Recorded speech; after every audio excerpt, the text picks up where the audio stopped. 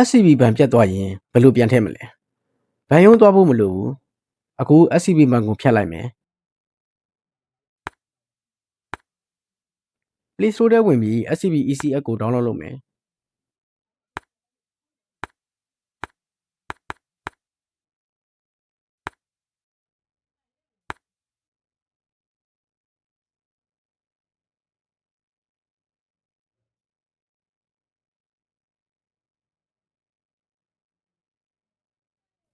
ပြည့်သွားရင်ဖွင့်လိုက်မယ်။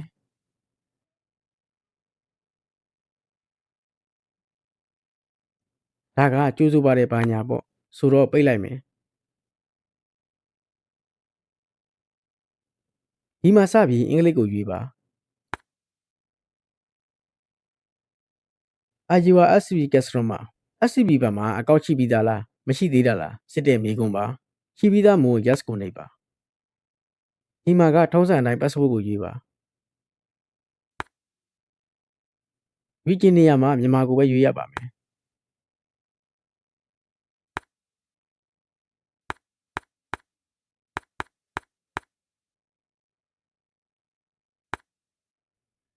အောက်က password နေရာမှာ password နံပါတ်ထည့်ပါ။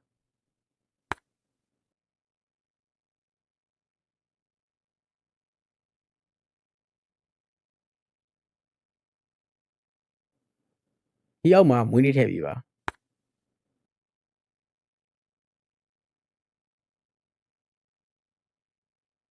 ပြီးရင် next ကိုနှိပ်ပေးပါ။ဒါကဘဏ်နံပါတ်ထည့်ပေးပါ။ထည့်ပြီး next ကိုနှိပ်ပေးပါ။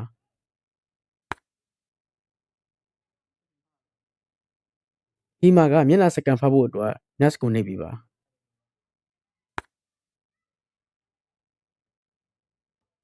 ဒီလိုပေါ်လာရင် consent ကိုနှိပ်ပါ။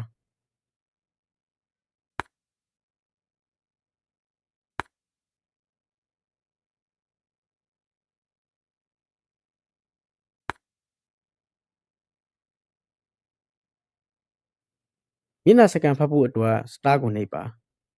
။မျက်နှာစကန်ဖတ်လို့ရသွားရင်ဒီလိုပေါ်လာပါလိမ့်မယ်။ဒါကဘဏ်နဲ့ချိန်ထားတဲ့ဖုန်းနံပါတ်အမှန်ကြီးလေးဖြည့်ပြီး next ကိုနှိပ်ပေးပါခဏစောင့်ပြီး OTP ကုတ်ထည့်ပေးပါ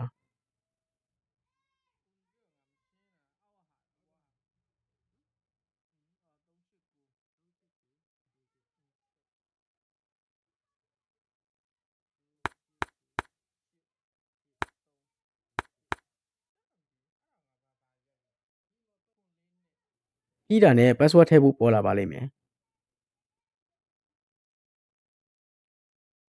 ဒါမျိုးပေါ်လာရင်ပြန်သုံးရပါပြီ next ကိုနှိပ်ပေးပါဒီမှာ not now ပါဒီမှာကလက်ပွေစနစ်ထဲမှာလာမေးရင်ထည့်ခြင်းရင် yes မထည့်သေးဘူးဆို not now ပါဒီမှာအလောင်းကိုပဲနှိပ်ပေးပါ okay ပြန်သုံးရပါပြီမရသေးရင်ကိုယ့်ဘက်မှာရေးခဲ့ပါ